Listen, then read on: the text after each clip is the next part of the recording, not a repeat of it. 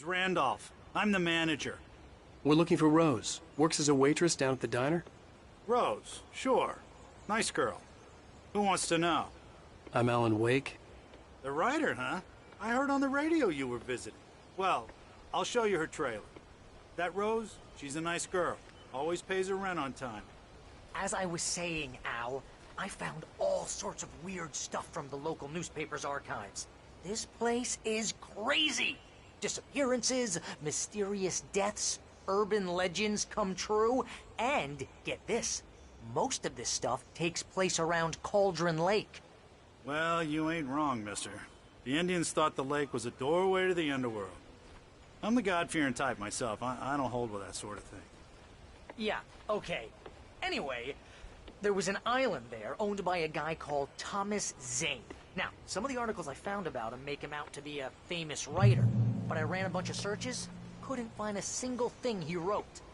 Zane was heavily into diving, so much so that the place came to be called Diver's Isle.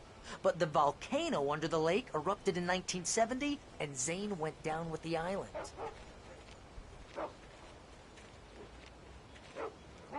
Yeah, how about that? It was there in the morning, as if it had fallen from the sky. But it would take a tornado to lift something like that. We're damn lucky it didn't crush any of the trailers. Come on, mister. I'll take you to Rose's trailer.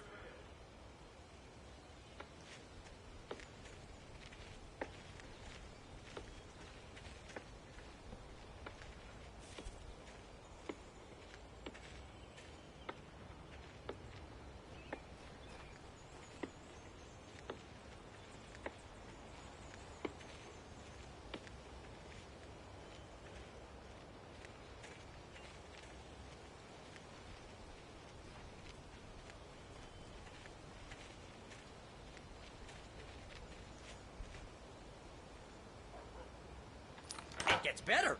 A local girl, Barbara Jagger, drowned in Cauldron Lake just a week earlier. They were lovers. Sure, Jagger's a local spook story. The Scratching Hag.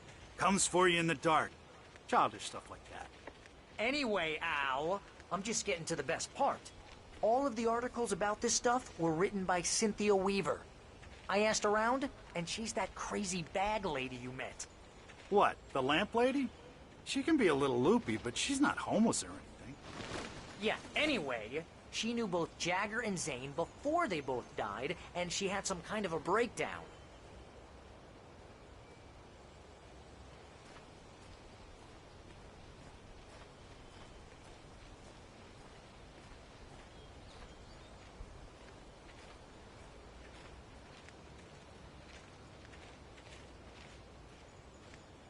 Well, mister, this here's Rose's trailer.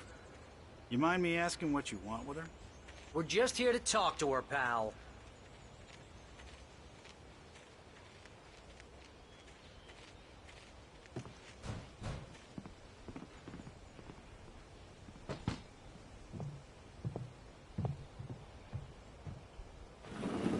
Welcome to...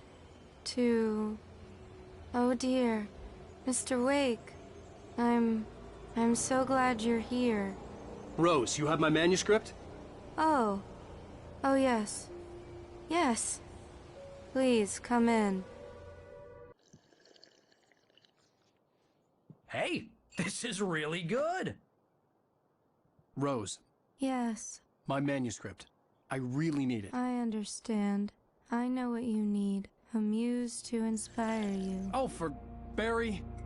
She doesn't have anything. Yeah, hey, Al? Al, what's... Oh... Barry! What? What?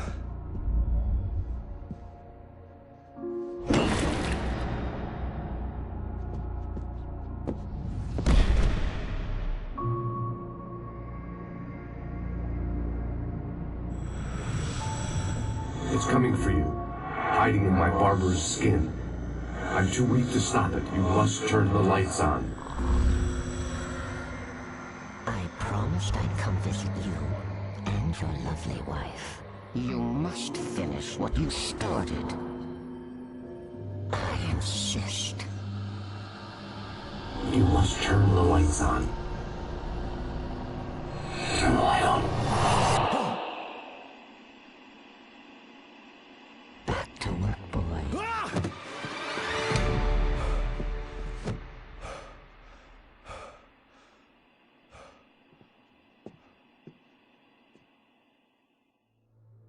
I felt nauseous, hungover. Only anger kept me going. I can't tell reality from dream anymore, but it seems I have an imaginary editor to help me. She's an old woman in a funeral dress. I call her Barbara Jagger. She's very strict. I'm writing faster and faster. My manuscript is being heavily revised. The edits are getting very aggressive, and each day there's less of me and more of her. I hate it, but I know she's right. She promises me I can save Alice this way. She knows more of this than I do. About the complex incantation I'm attempting. About this place. She's worked with another writer under similar circumstances, Thomas Zane. The genre of the story seems to be shifting. It's turning into a horror story. I'm getting close. I can feel it.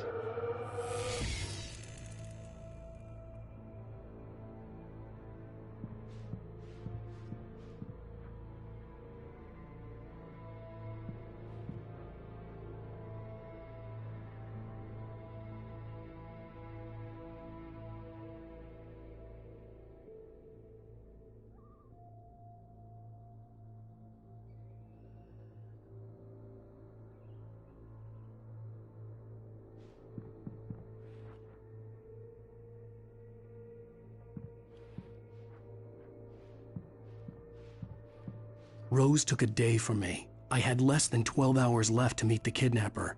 All I could do was get Barry into the car, work something out once I got on the road.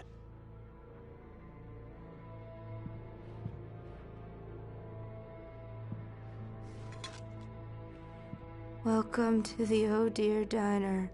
What can I get you today? Coffee? I couldn't work up much hate for Rose. Something had used her to get to me and left its mark. First refill is free. Milk and sugar on the counter there. Would you like to hear today's specials? Thank you. A nice day. Come back soon.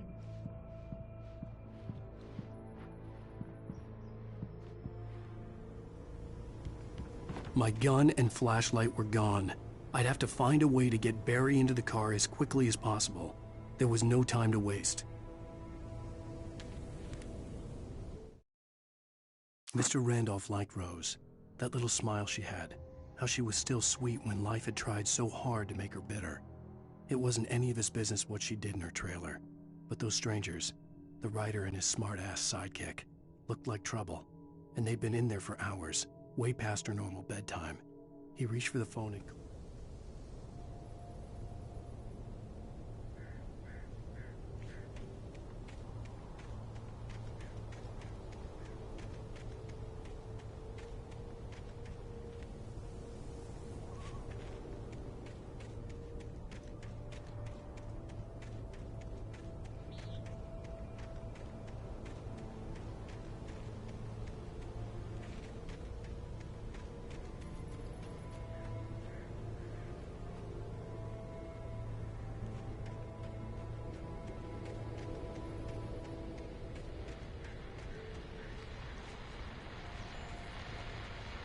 I just stepped outside to catch a breath of fresh air, and let me tell you, the weather's getting heavy. Nights like this make me especially glad I'm here talking to you and not home in bed. Once the weather takes a turn like this, I can't sleep at all. It's all tangled bed sheets and dark thoughts, punctuated by the occasional plunge into nightmare. Is it just me? Well, perhaps it is. But I hope I can make the night a little bit easier to get through. Caller, you're on KBF FM. Hey, hi, it's Walt Snyder. What's on your mind, Walt? Well, I am the way you are, but, I can't sleep either, you know? I just been staring out the window here, trying to make sense of it all, but, I ain't been drinking either, you know, I just... Well, you sound like a man with a problem, Walt. I had argument with Danny, and, then I got a you know, and, I'm just, well... I heard something like that, Walt. Yeah, well, you know, he's, Daddy's my best friend, and, they let me out on bail today. And now I'm just alone here at the window, you know, waiting. Man, and there's something in the air tonight, man. I was just outside looking up at the sky above our broadcast tower thinking the same thing. What are you waiting for, Walt? I don't know. You know, something's gonna happen. You know, I think I better go. Well, Walt, maybe... No, thanks, Pat. Well, good luck to you, Walt. Hang in there. Let's take a little break, folks. This weather's really something else, huh? How can I be sure that you will walk away? Why'd you love me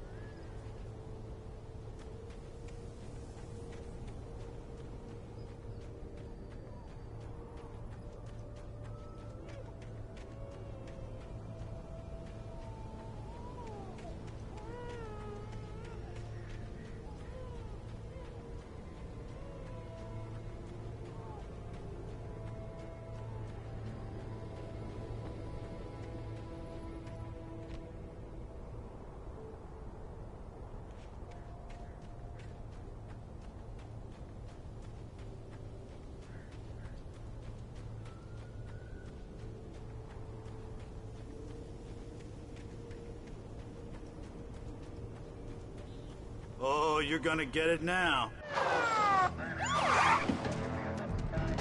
God knows what you've done to that poor girl. This is Agent Nightingale, FBI! Get him up, Hemingway! You're under arrest! You move a muscle, I'll unload right in your goddamn face! Stay right where you are, Slane!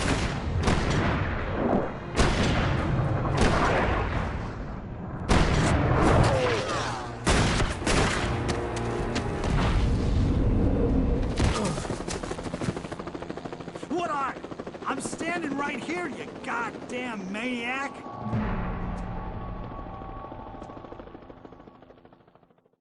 I hated to leave Barry behind, but there was no way I'd miss my appointment with the kidnapper. Give it up, Mr. Wake. Come on. Take it easy on him. Get after him. Don't let him get away. Move it, move it, move it! I'll have your shot if you let him get away.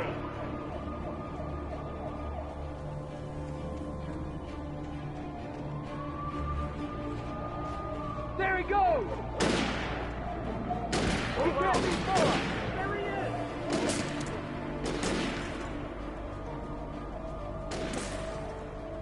He was right there. I lost him.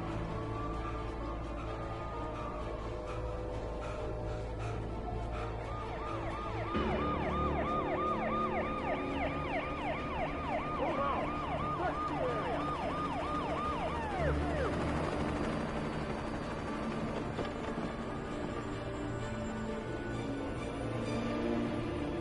Stop running! We have the suspect in sight. Okay, men. Keep your eyes peeled. He's gonna try to make it through here. Oh, damn. This way. Fan out. Stop! Get out of the way. Keep an eye out.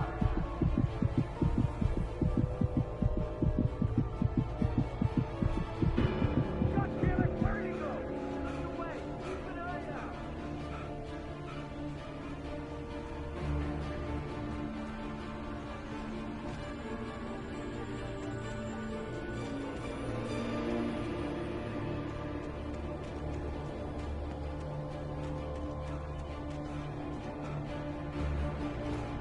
He's gone. Come on, guys. We need to head him off.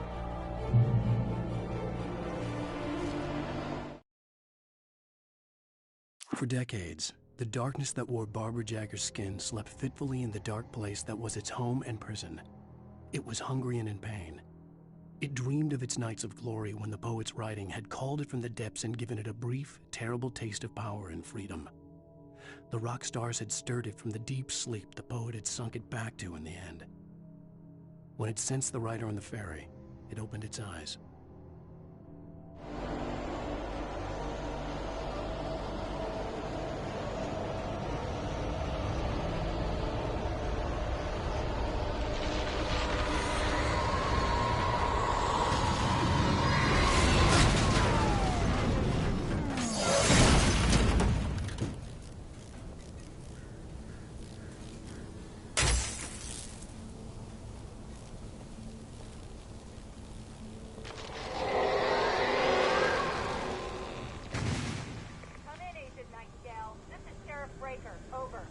Nightingale, over. What on earth is going on? My deputies tell me he fired at Wake, and he didn't have a gun. You almost hit a civilian instead. Over. Sheriff, Wake's running. I'm giving chase. I don't have time for this. Well, make the time. You can't just go shooting at people in my town. Over. I'm a federal agent pursuing a fugitive. You want to discuss my methods, Sheriff? Make an appointment. Over. You stay right where you are, Agent Nightingale. I'm on my way. Out. The suspect was last sighted running along the shore that leads westward from the trailer park. All units are advised that the suspect may be armed. Approach with caution. James out.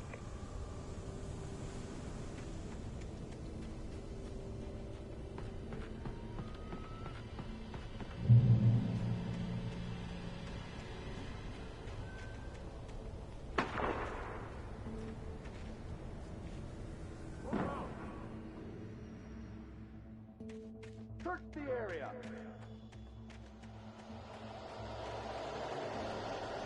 Stay sharp.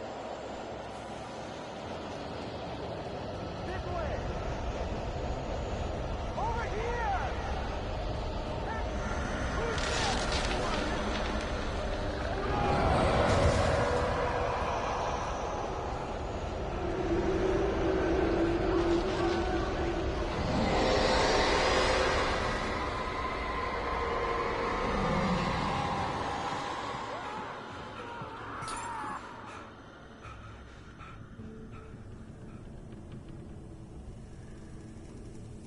This horror was everywhere I went, circling me.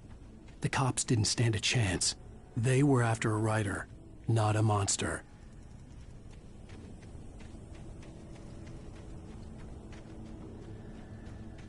Sheriff Breakers, this is Agent Nightingale. I've lost contact with most of the men you assigned to me. It's Wake's doing. Wait, are you seriously telling me that geek writer just took out my deputies? Are you kidding? I mean, have you seen this guy? He wears a tweed jacket. Over. He's the guy we're chasing. If it's not him, who then? Bigfoot? Over. I don't know yet, but I'm not in the habit of jumping to conclusions. That tends to come back and bite you in the ass. Out.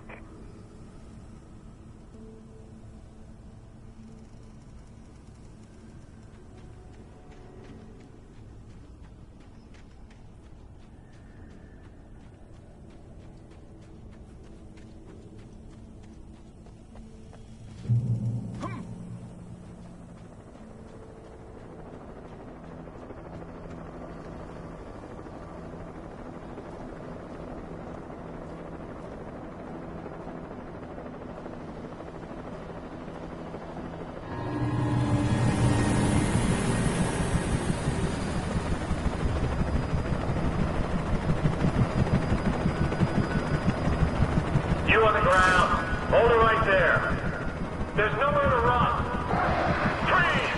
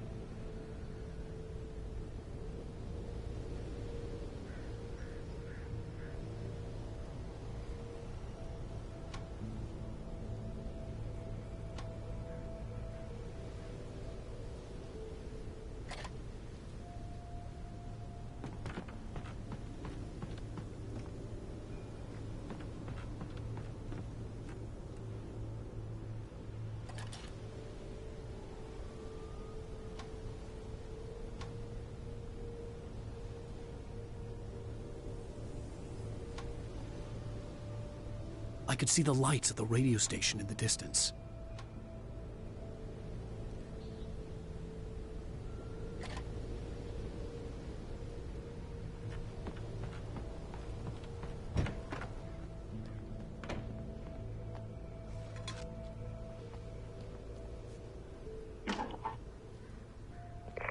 This is James. Mulligan, Thornton, come in. Over. Thornton here. Gates, we got both Wheeler and Rose in custody. They didn't put up a fight or anything. Why, they were... Hey, what are you doing? Come on! Sit down and give me that. James, Mulligan here. Over. Go ahead, Mulligan. Over. We got Wheeler and Rose here. Wheeler's drunk or hopped up on something. Speaking of which, that Fed had a pretty distinctive whiff of Otis Scotch about him, if you know what I mean. Over. I don't have anything on that, Deputy Mulligan. Over. Well, whatever. Anyway, Rose is just being plain weird here. You better get Doc in to take a look at both. Over. Gotcha. You better get them here quickly. The, Fed's gonna want to interview Wheeler. Over. Oh, yeah, I'll bet he does. Looks like they have a lot in common. Mulligan out.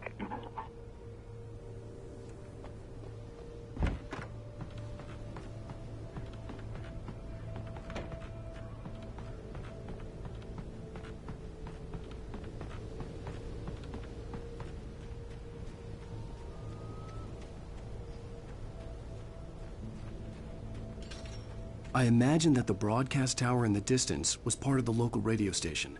Maine seemed like a decent guy. Perhaps he could give me directions to the coal mine.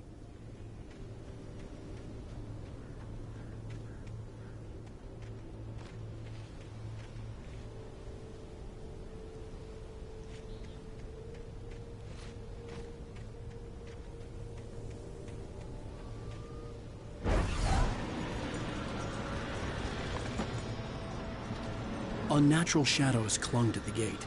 The darkness that was after me was trying to stop me. I wouldn't get through without a light.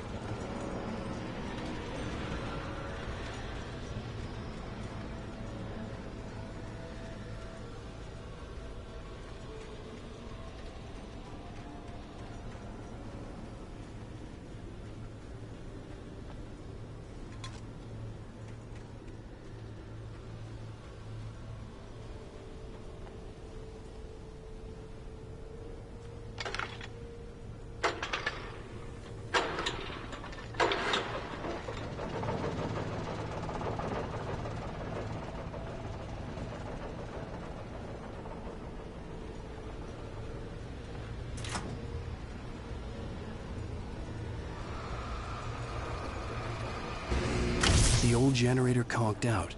I'd have to see if I could fix it and try again.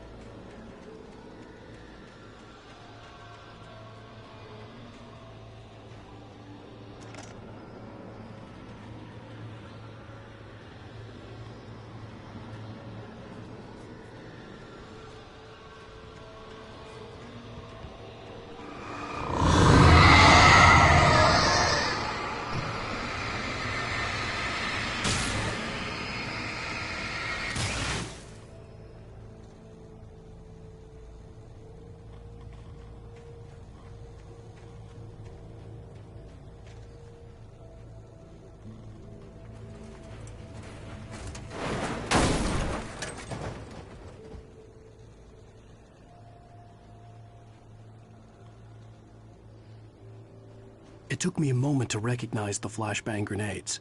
They were an ideal weapon for my situation. Team 1, come in. Over. Team 1, this is Sheriff Breaker. Report. Over. Team 2, come in. I need a report. Over. Come on, guys. Talk to me. Come in, please. Over.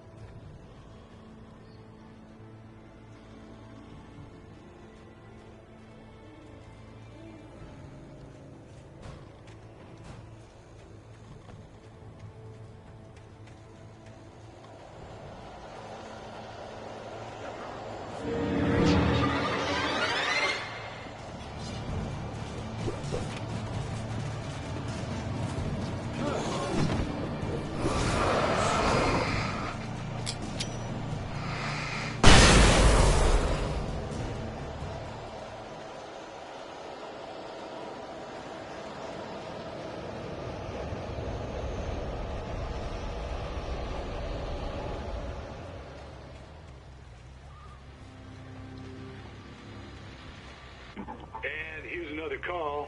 You're on KBF-FM with Pat Maine. It's Milt Peabody, Pat. What's on your mind, Milt? Well, I live near the trailer park, Pat, and there's a big ruckus going on over there. Well, that's just up the road from me, too. What's going on, do you know? I don't know, but there's a bunch of police cars there, lots of sirens, a helicopter buzzing around, and I think I heard some gunshots.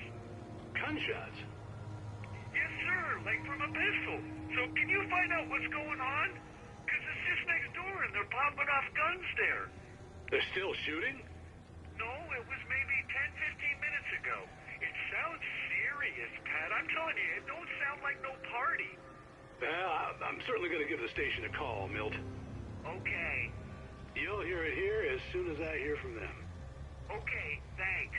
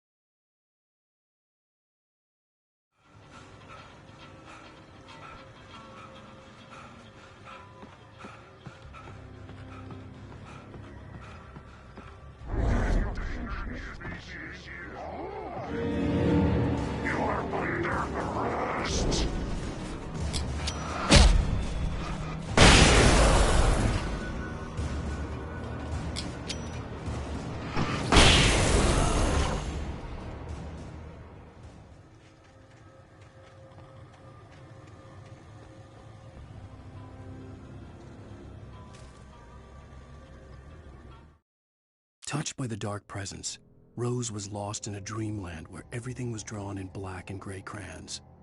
The old lady had promised her that all her wishes would come true. She would be Alan Wake's muse. She was smiling so hard it hurt her face. She crushed a bottle full of sleeping pills into the coffee. Deep down inside, she was screaming in terror.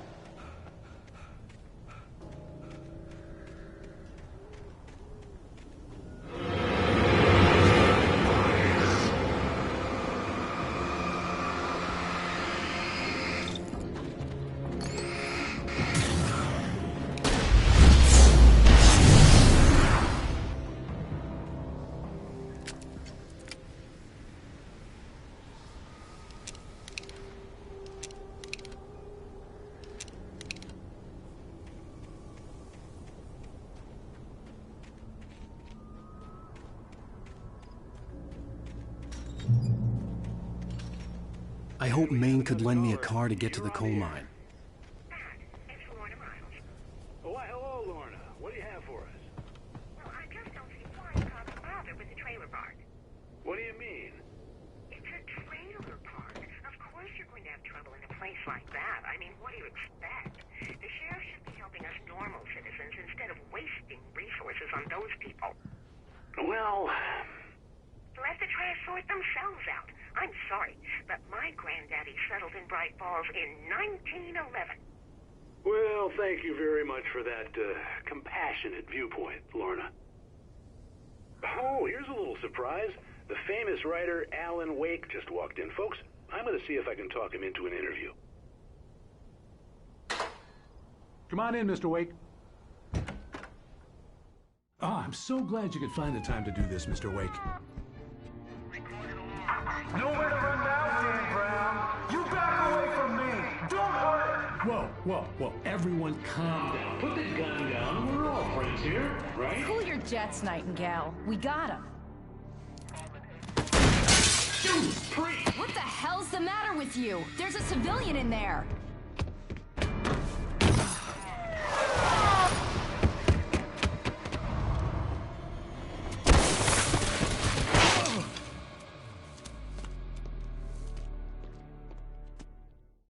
I'll get you yet, even if it kills me. You hear me?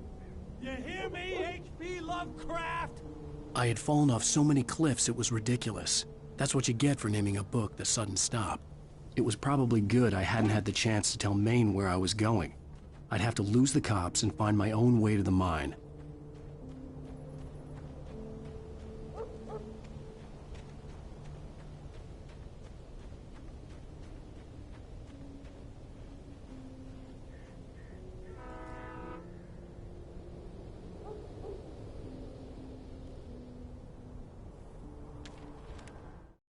Nightingale stared through the broken studio window into the dark woods.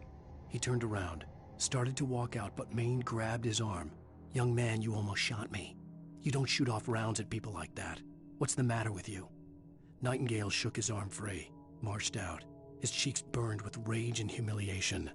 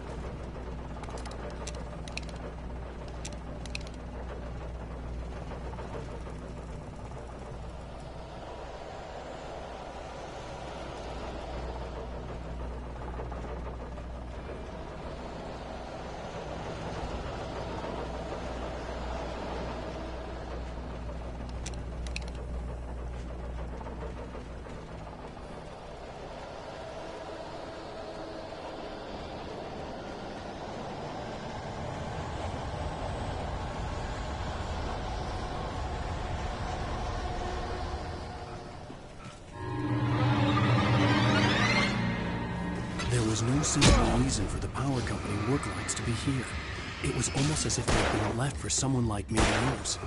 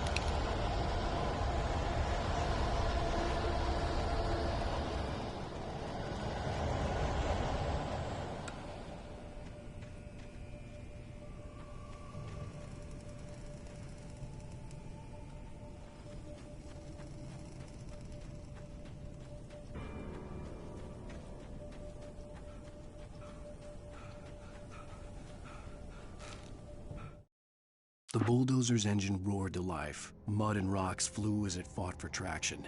It crashed through the concrete wall and landed heavily in the yard. If it were an animal, it would have shaken its head after the impact, fixed its eyes on me, and charged. Of course, it had no head, nor eyes. Shadows crawled on its form, twisting it into a monster. Then, it came for me.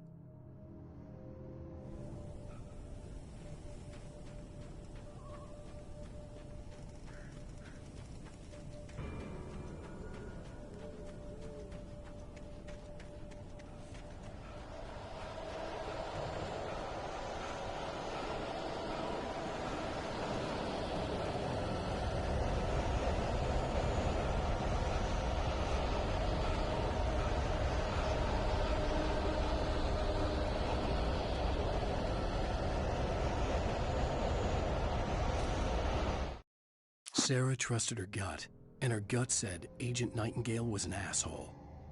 He felt wrong, and it wasn't just the smell of stale booze.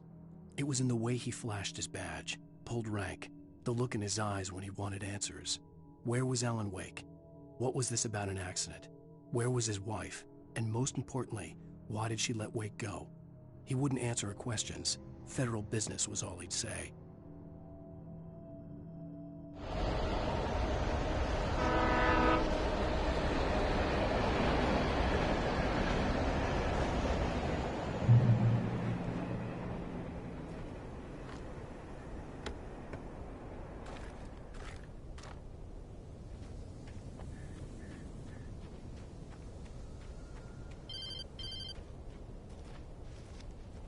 Hello?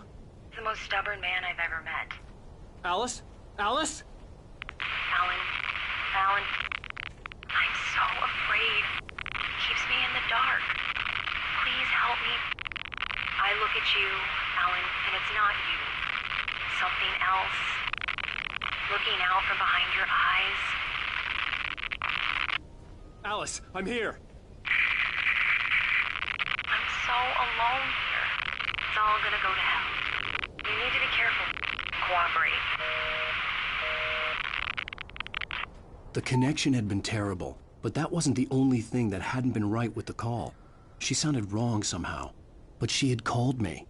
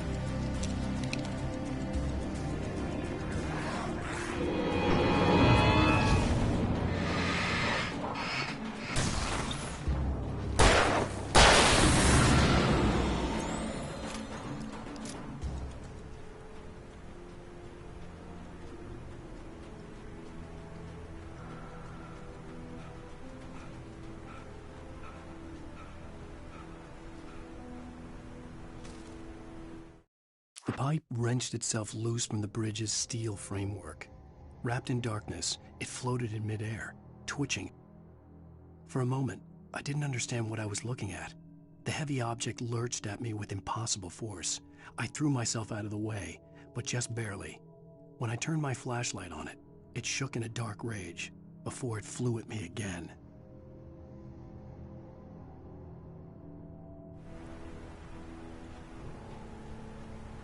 I could see a railway bridge up ahead, and a warehouse of some sort on the opposite shore. I hoped I could find a car from there.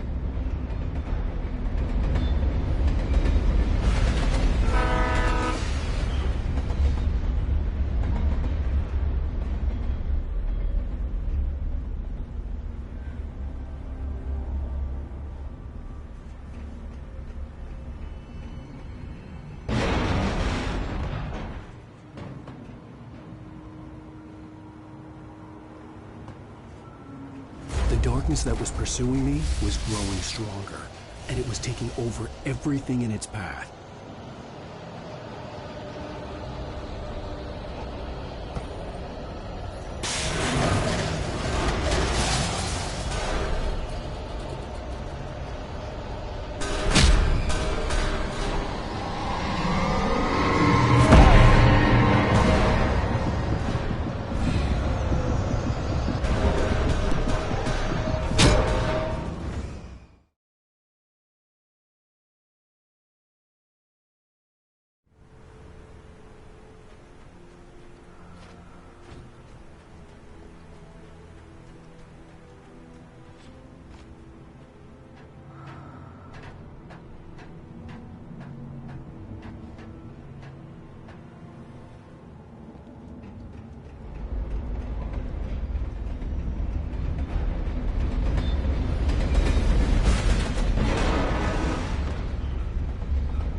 The darkness that was pursuing me was growing stronger, and it was taking over everything in its path.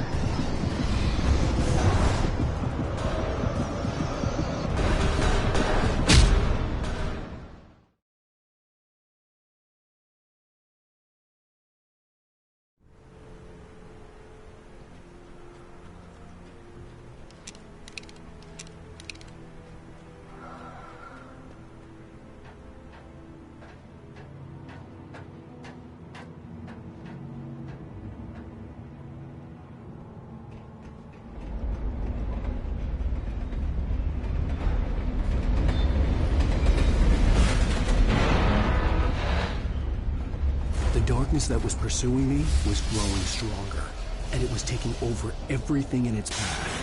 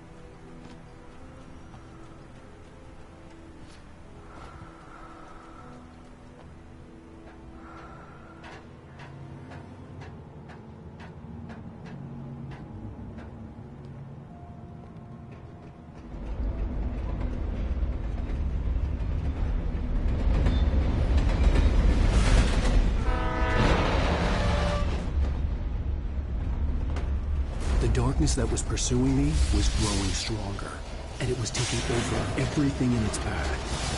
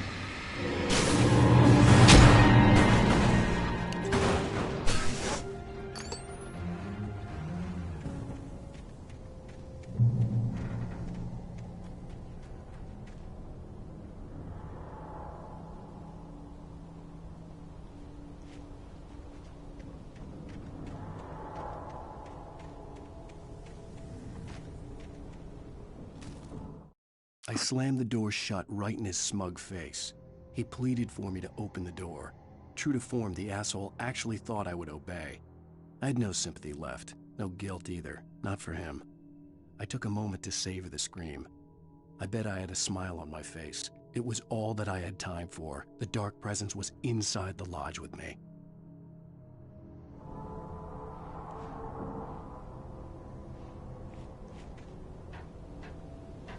As a teenager, just starting to get interested in writing, Stephen King had been a source of inspiration to me.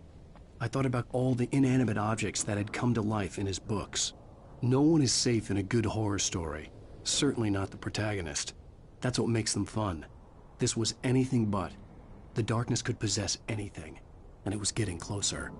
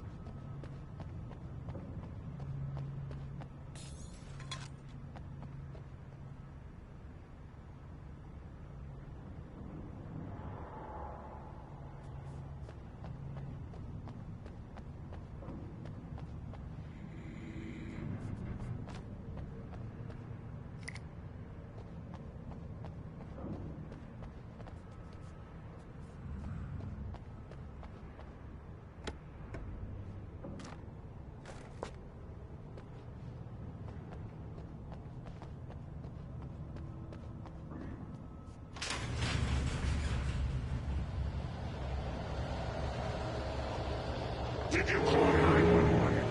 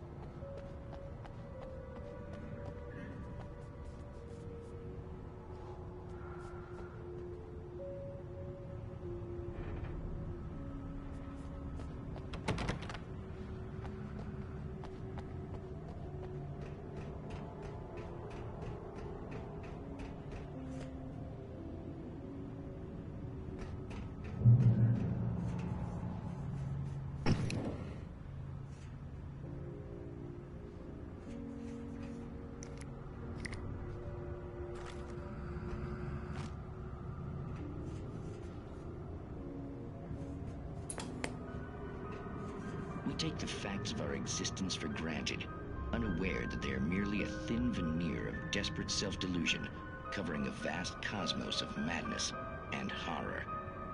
All too often, the stars are right in Night Springs.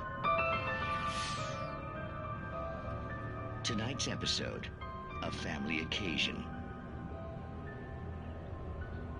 Journalist Alvin Derleth's trip to study the local customs of an insular community in Night Springs has been less than successful. Until tonight. Well, I'm glad you changed your minds about this. Ancient customs, local mythology. My editor loves this kind of stuff. Well, Mr. Derleth, we don't want to feel like we're on exhibition. But you have demonstrated the seriousness of your intent. Oh, I am serious. Really, just do your thing. I'll stay out of your way and observe. Actually, I thought you could assist us. I'm afraid we are a man short. It would provide you with an intimate perspective. Could I really? Of course, Mr. Derleth. Well, I guess that's the least what would I have to do? Oh, here. Let me show you with a kiss.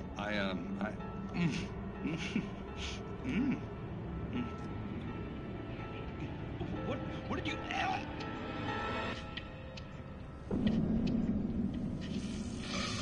Oh, Mr. Derleth, you have well pleased Nixie Perka, the dweller in flesh.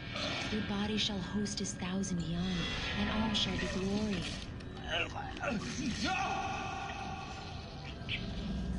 Shh, darling, be calm. Shh. Alvin Derleth learned a harsh lesson. If you go looking for mythology, it may come looking for you. And such quests always bear fruit. In Night Springs.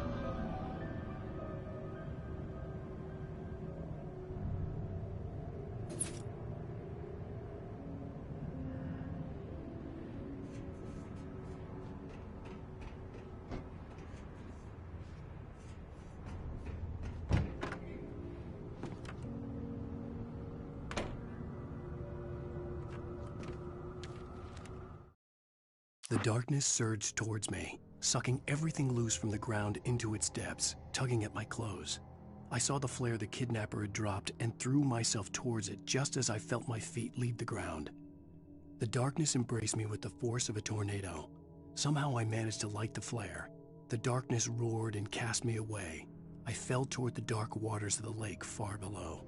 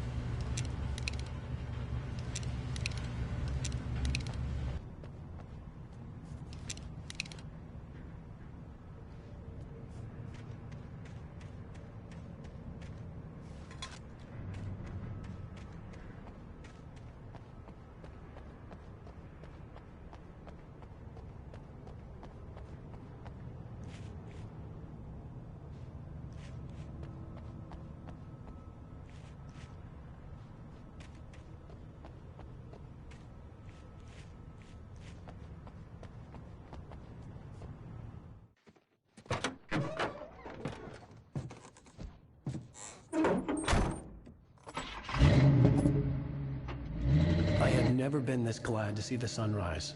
I had a couple of hours to get to the coal mine.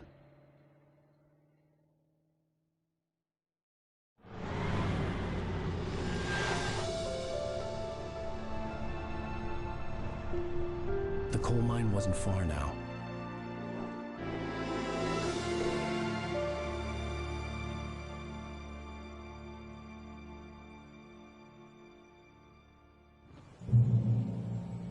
Today, I would meet the kidnapper, and he would give me Alice. I wouldn't give him any other choice. A drowning man will clutch at a straw.